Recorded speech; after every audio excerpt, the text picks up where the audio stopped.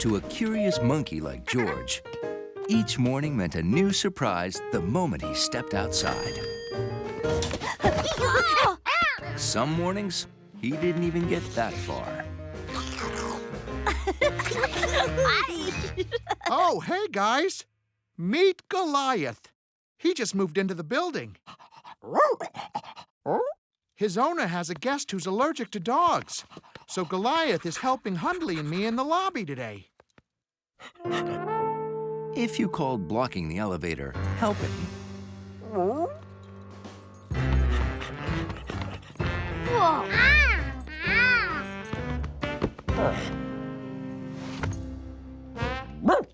Oh, a delivery. Wow, look at all the packages. It's new lights for the hallways. Let's store them in the basement until the electrician comes.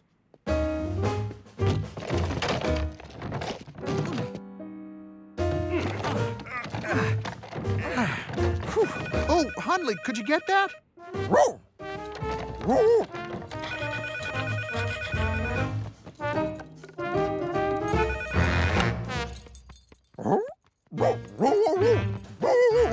that was not a chew toy.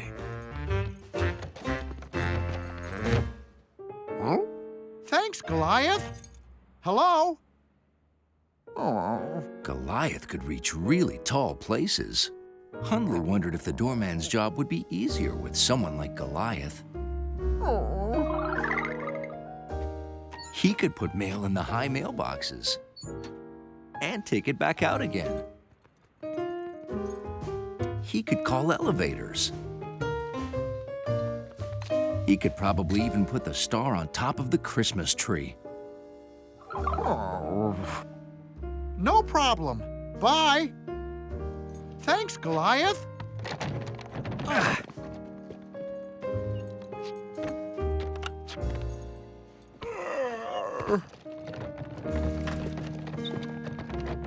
That Goliath sure is a big help, isn't he? He sure is. It was true. The doorman did want a taller door dog. George wondered what would cheer up Hundley. Maybe he'd be happier if he were tall like Goliath. Hey, I know how we can make Hundley taller. Stilts! I had a pair when I was little. They're fun.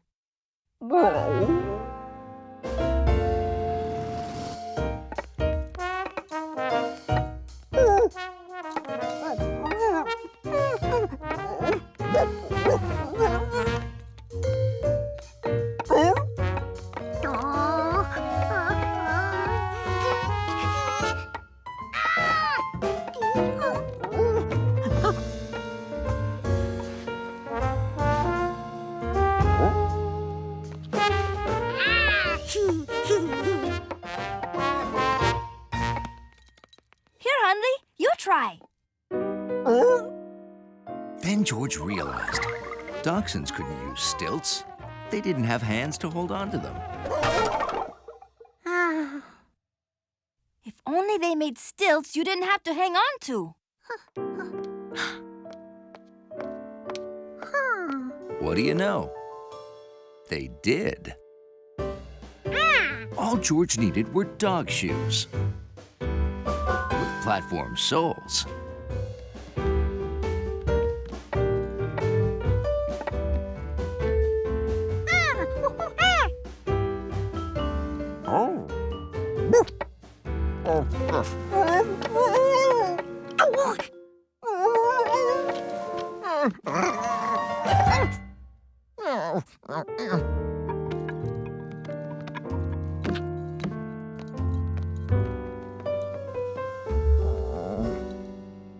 Making Hundley taller is harder than I thought.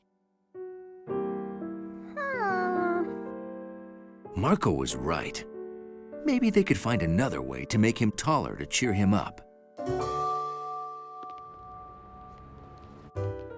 The store didn't have anything to make a small dog tall.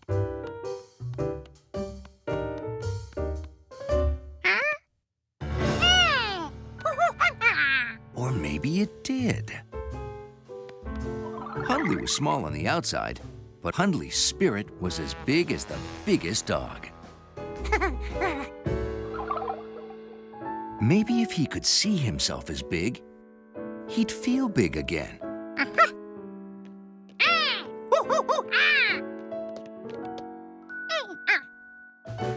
You're right. Maybe just looking tall will cheer Hundley up. This flexible mirror was just what Hundley needed to feel good again. We'll take it.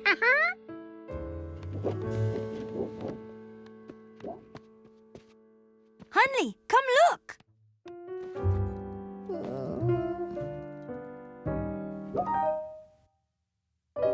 George, I look really short. The last thing Hundley needed was to feel smaller.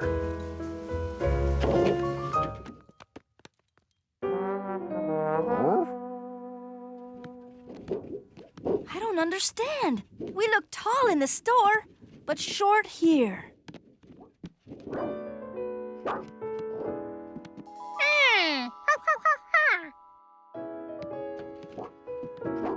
I look really wide.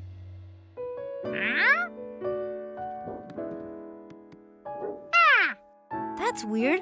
I was wide over there, but I'm thin over here. Each new bend produced a different reflected image. Hey!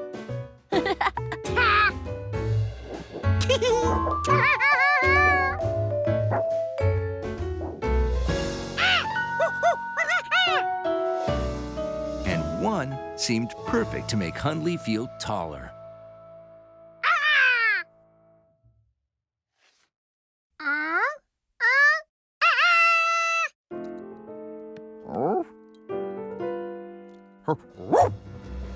He'd done it.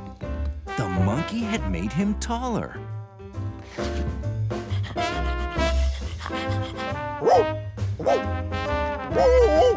Hundley couldn't wait to show the doorman.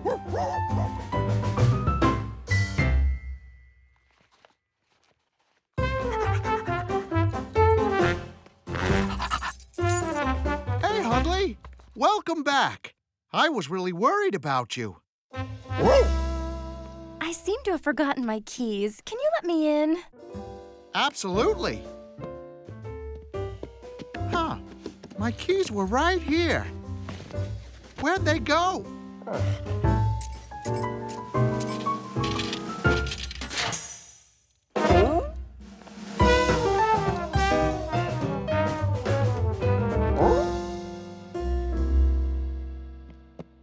I don't know what I did with them.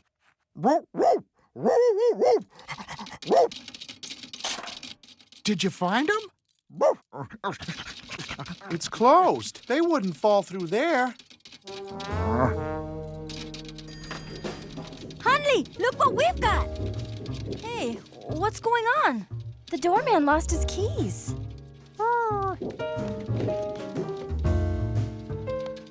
Where could they be? Hundley could see he would just have to get those keys himself.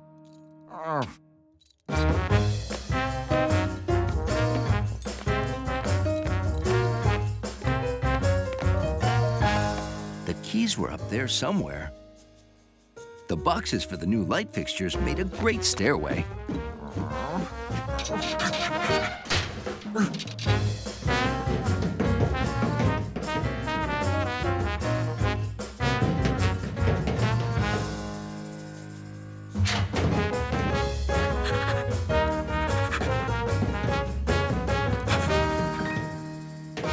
The doorman's keys.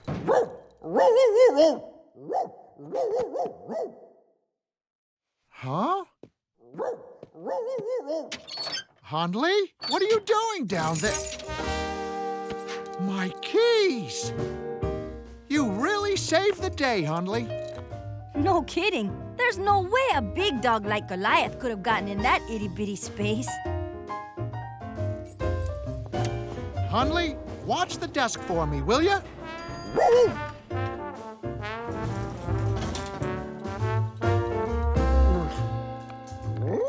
It's a mirror we made for you, so you'd look really tall. Back when you wanted to be tall. George figured they could still use the mirror. Only now, it'd just be for fun. You can play too, Goliath.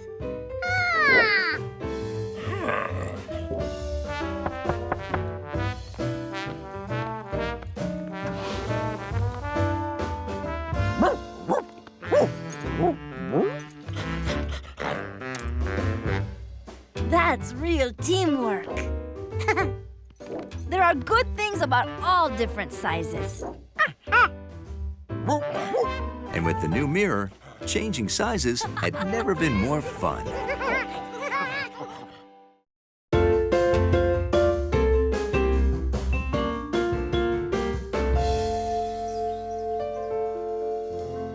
On the first day of summer, George and Bill always played a game of monkey rules baseball.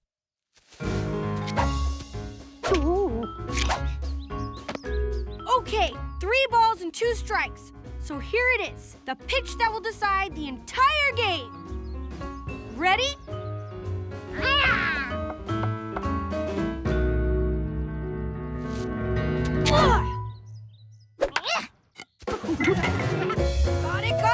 Got it!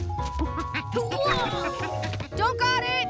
Monkey rules baseball is pretty much the same as regular baseball. You run around the bases, but then it gets complicated. You have to touch a fence. Something blue. A cow. And the man with the yellow hat. Safe. I assumed you touched a cow. That makes it a tied score. I guess you'll have to play one more game to decide the title. Sorry, no can do. As a newspaper delivery specialist, I know from sad experience the dangers of getting overheated. We need to cool off. We should take an inaugural dip in my pool. We'll cool right down once we get into that take of green stuff? Huh?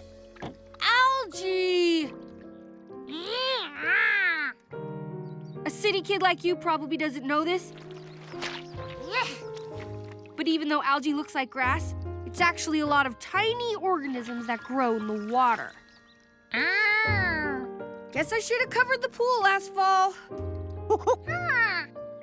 The proper way to handle a situation like this is to dump it out and fill it with clean water. Ready? 1, 2, 3! It's not working!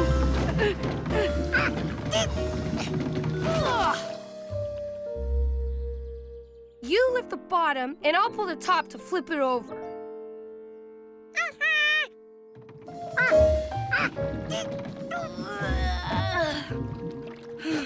Well, this isn't going to work.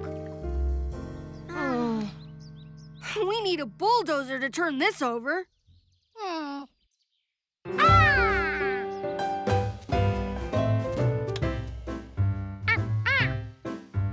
A shovel? Not exactly the bulldozer I had in mind. Good idea, but it's going to take forever. Hang on, I know. Perfect! Here.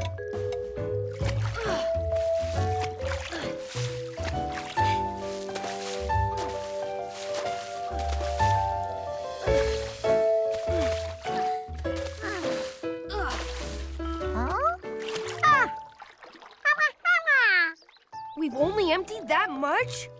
Ugh, these sure aren't moving enough water. I need a break. So hot.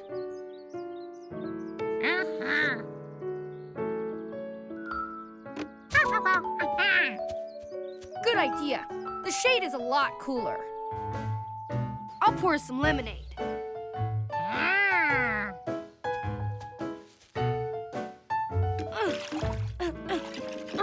Oh, my arms have given up.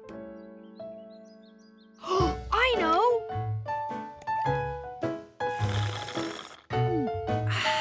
I'm a genius. Don't move, George. I'll make you a really long one. I'll just stick a bunch of straws together. Okay. That should be long enough. Sucking lemonade through that long straw turned out to be hard work. But eventually, it came. And kept coming. The straw wanted to keep going. How did the lemonade come out of the straw by itself? Oh, okay, let's go empty that pool. Then we can really cool off. Now, what could we use to empty out the water? Using a paddle sure didn't take out much water. And the sponges clearly didn't either. Neither would the boots.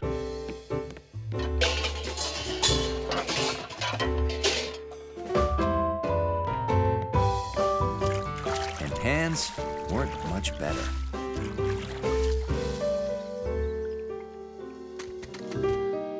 Well, at least we figured out this isn't a job for oars, rubber boots, sponges, blankets, buckets, pots, pans, cardboard boxes, or yellow rain hats. The water still hasn't gone down.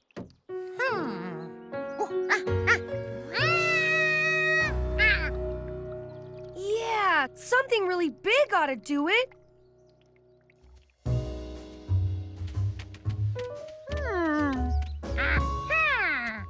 Perfect. Has anyone been touching my cow? We were playing baseball. Oh, did you touch a fence? Hey, can we borrow your grandpa's wash tub? Sure. What you working on? Wow, that's the greeniestest thing I have never seen. Yeah, we know, but we'll get that slimy water out fast with this. All together. 1, 2, 3!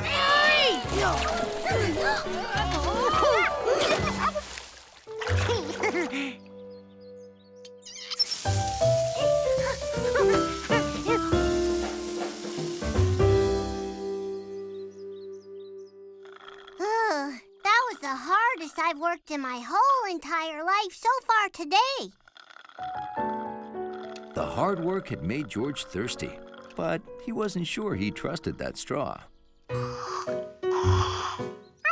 But this time, it didn't go by itself. What was different? George tried again from lower down, like he did before.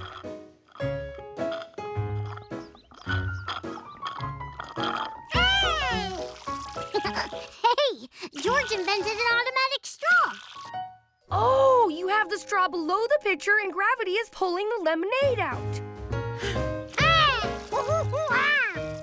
If the straw could drain a glass, what else could it drain?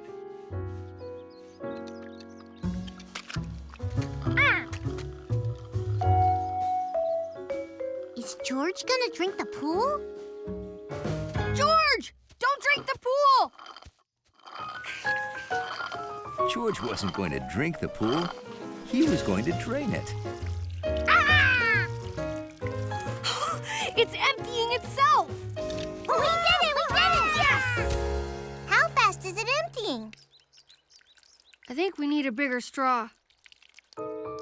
Yeah, like a dinosaur straw. I don't think dinosaurs use straws. Dinosaurs didn't have hands, right? Right? So how'd they drink their milk? You got a point.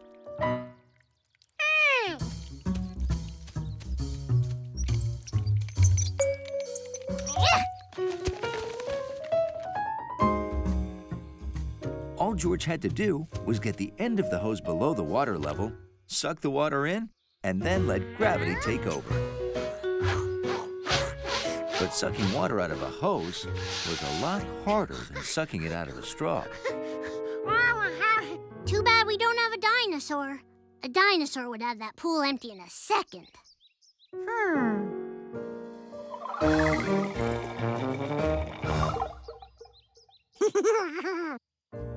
He was going to give it his best dinosaur try.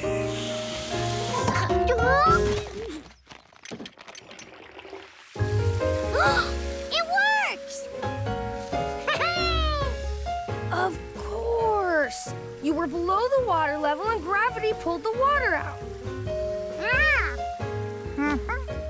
Hey, not bad for a city kid. You did it, George! Hi, guys. My hose sprung a leak.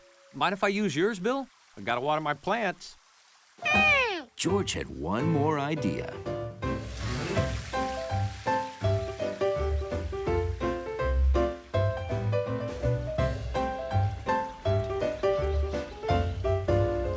Wow, what a great way to use a siphon. Hey, there's even a word for it. Now we just have to clean the inside of the pool, fill it back up, and we'll be swimming in no time. That's all. Cannonball!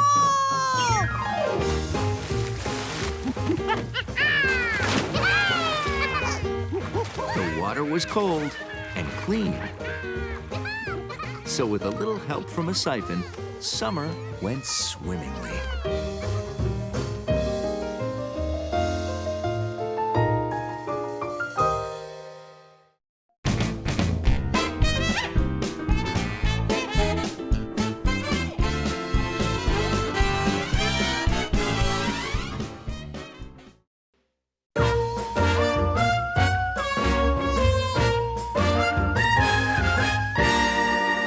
George, Professor Wiseman, and the man with the yellow hat had a late-night mission. There was trouble at Professors Al Einstein and Tony Pizza's Space Center, and they hoped they could help. The space rover needs to roam Mars taking pictures and gathering rock samples. See there? But the control stick. It works at first, but we have trouble whenever it reaches the sleeping monkey. How? I didn't notice him go. How can we communicate with him?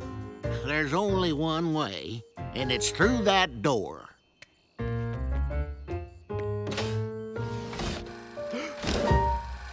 George? George? The Mars yard is supposed to be exactly like Mars. There are no monkeys sleeping on Mars. George knew the man was right because he'd been learning all about Mars. He'd learned things like Mars is called the Red Planet because its soil contains red iron.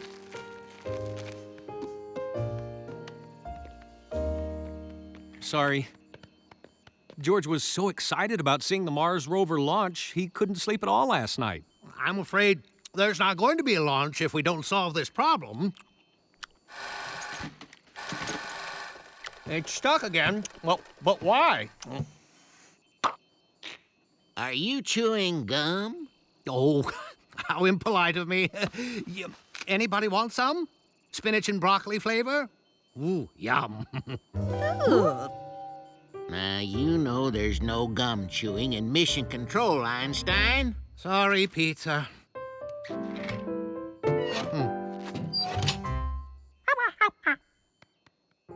They go through this every day since he discovered that new flavor. Gum's allowed in here.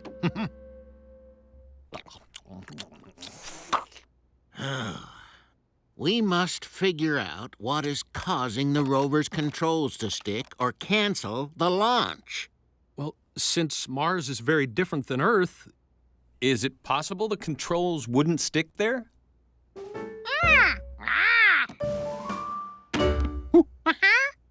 You're wondering about Martian gravity? Mars has lower gravity than Earth does. You'd be 3 times stronger there.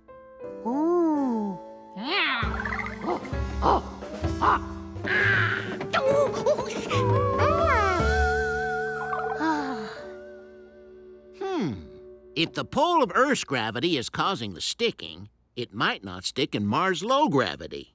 That's true. But what if it does still stick? George wanted to help, but he was tired. When the rover sticks, we can get it going again by giving it a good push. If only we could send someone to Mars to push it. Nothing puts a monkey to sleep like a lot of grown-ups talking. Wake up, George. It's time to go. George had slept through his whole visit. You don't want to go? If he doesn't want to go to Mars, we can't make him. It's time to go to Mars, but if you don't want to go...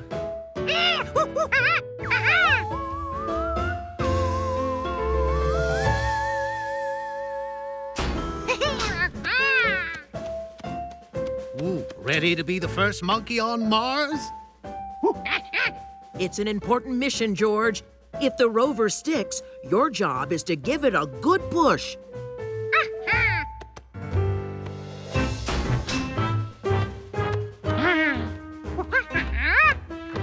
Yep, we're going to Mars together. 3, 2, 1, liftoff. We're going to Mars!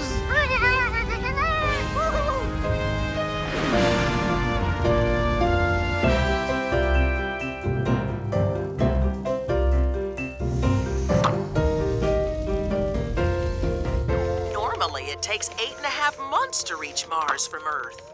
But Pizza thinks he's found a shortcut. Yep. According to my calculations, you take a sharp left at the moon.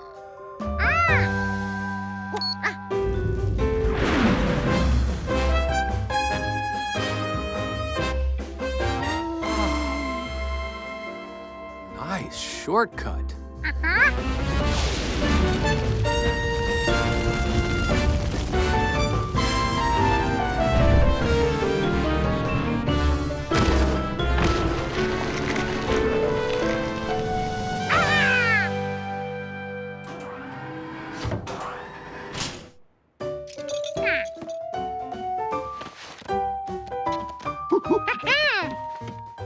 Mars looked just like the pictures in George's book, except now it was right outside the window.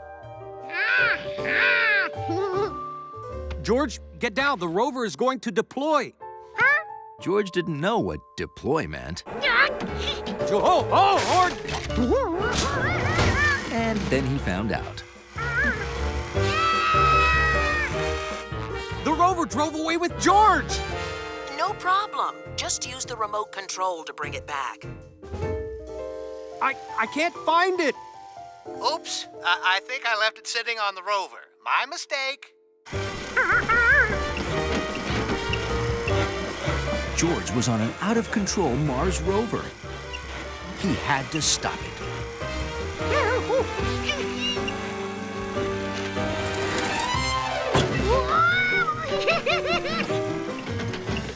That sure looked like a remote control.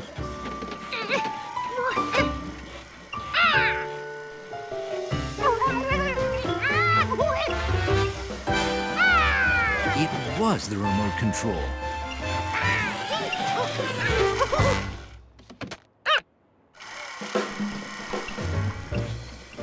Now George was in full control, except for being lost on Mars. Maybe he could find his way using the book. There were the 2 moons of Mars. That wouldn't help him find his way back to the ship, but it sure was cool.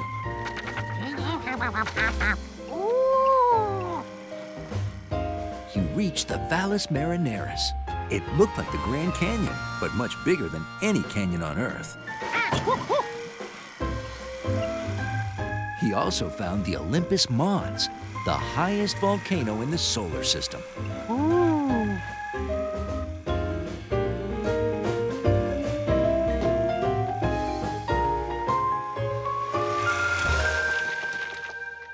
It had a pretty nice view, too.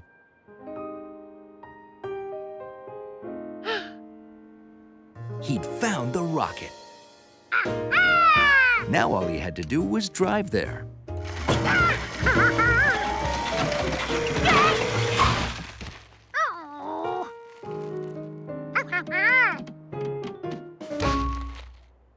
The rover was stuck.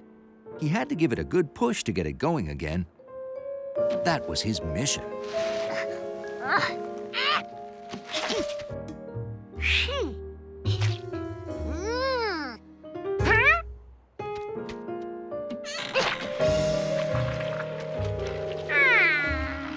Einstein's broccoli spinach gum was gumming up the works. He wanted to get to the ship and tell the man with the yellow hat, except the rover wouldn't go.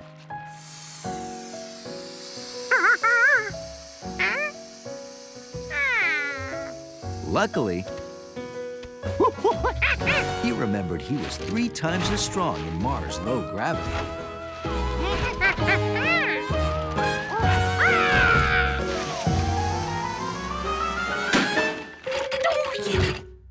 George, are you okay? You were sleeping so peacefully. Did that sound wake you up?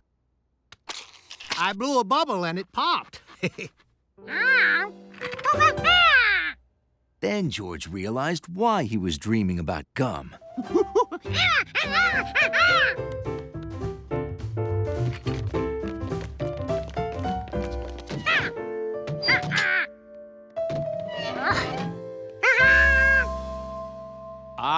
Gum in the main rover control panel. Did you stick gum in there every time I told you to stop chewing? See, I thought that one was the trash. Oops. George, how did you figure that out?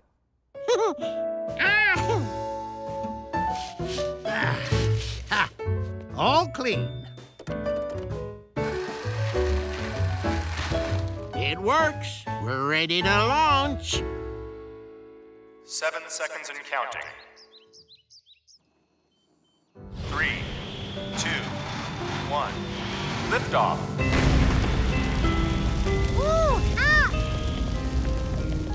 George, you saved the Einstein Pizza Space Program. Thank you so much. You know, sometimes I think the world would be better off if monkeys ran everything.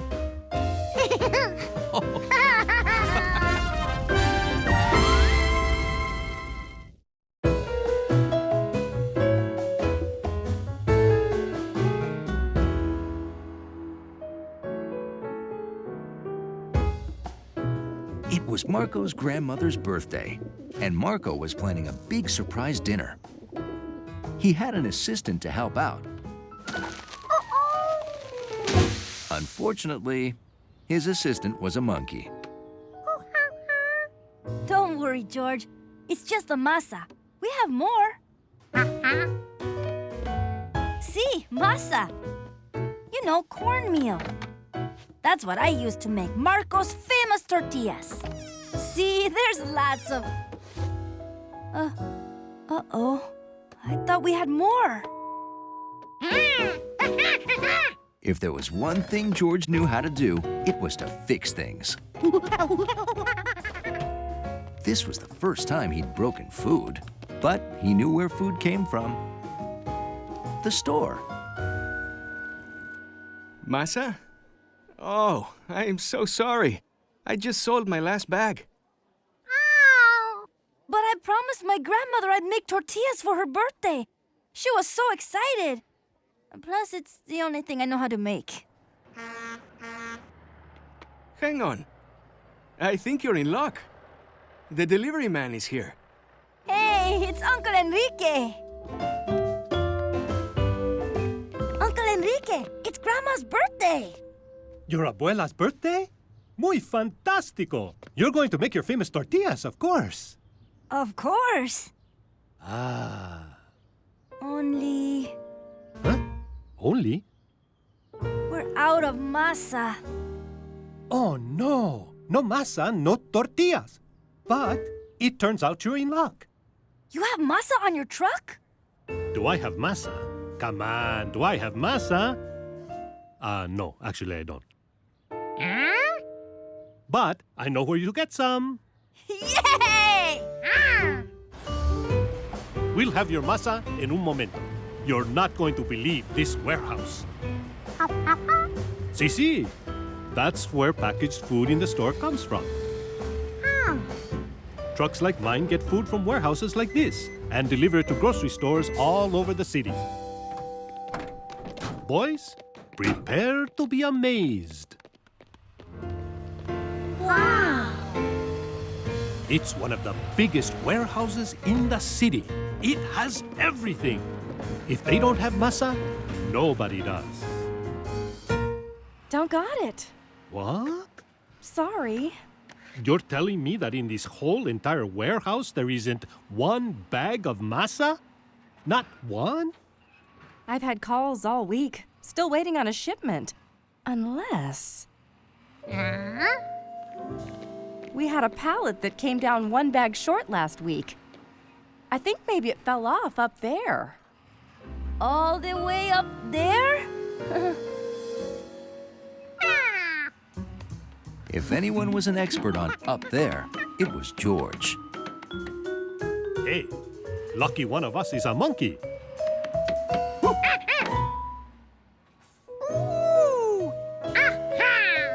The warehouse manager was right. There was one bag of masa left. Marco's birthday surprise was saved.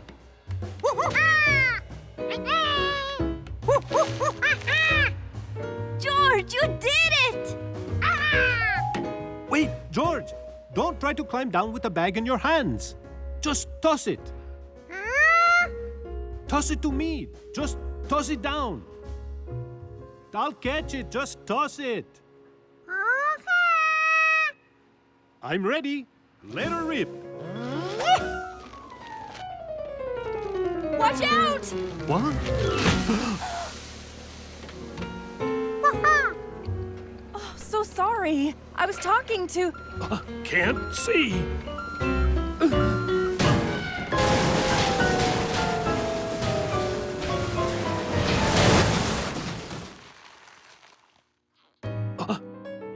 No.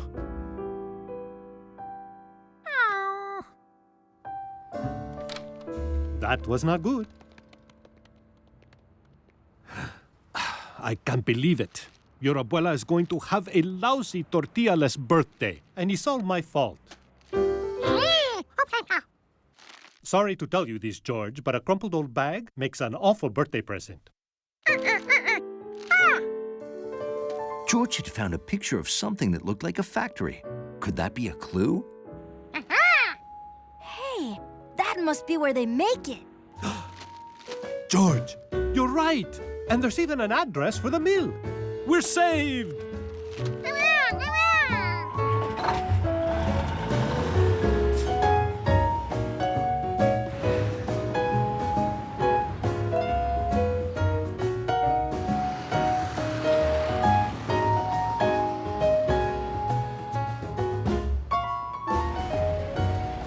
After traveling for a while, George had a funny feeling he'd been here before. When he saw the Quince house, George realized that he had been here before. A lot. There was their country house. And there was the mill.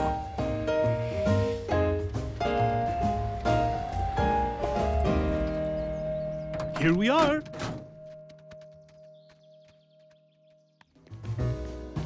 Grains like corn and wheat come into the mill and are cleaned and inspected. Then the grains are put in this grinder, where they're ground and come out as flour or cornmeal. Nice. It's then put in this giant sifter to remove husks or hulls, which are the parts of the grain we don't eat. That is so cool. And then finally, it's put in bags and is ready to be shipped to the warehouse. Any questions? Yes. Could we have one bag of masa, please? Oh, I'm so sorry. We don't have any masa. This is all flour. Oh, what? I'm sorry. Since there's been very little rain, the drought delayed the corn harvest. No corn, no masa. Where does your corn come from? We get ours from local farmers. George knew a farmer who just might have some corn. Look at my new water tank, George. It stores rainwater for my crops.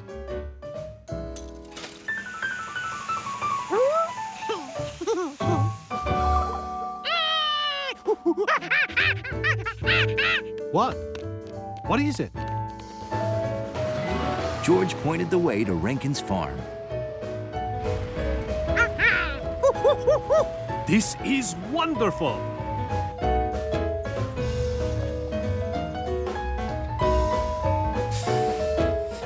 It's true the drought delayed the harvest, but thanks to my water tank, we had just enough to get through.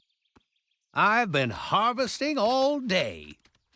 I'm almost afraid to ask, but you say you've been harvesting all day? Yes? So my question is, do you have corn now? Yes. You must really like corn. Not only did Mr. Rankins have fresh corn, but he also had dried corn that could be ground into masa right away. Come on, boys. We must see that the corn gets through to Marco's abuela. The Tortilla Express is on the way. All right! Woohoo!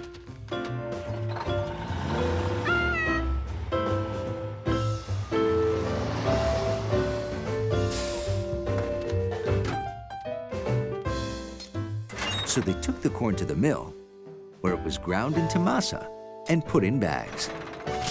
Come on, boys.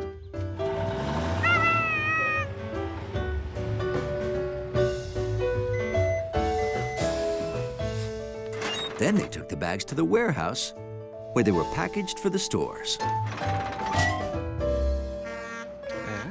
Ah, look at that. And to the store, where they filled the shelves for customers. Here you go. Gracias. And finally, to Marco's house. George was surprised. He always knew that Mr. Rankins grew corn, but he didn't realize that the food in the store and in people's homes came from farmers like his friend Mr. Rankins.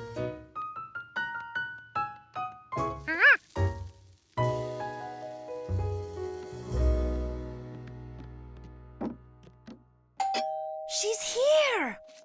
Until that day, George hadn't really thought about how important farmers were to so many people. Surprise! ¡Ay, qué bueno! ¡Delicioso, mi amor! Marco's grandmother loved Marco's special tortillas. This is amazing. What a tortilla. But one person loved them most of all. I could eat a whole stack. Are there more? Nice!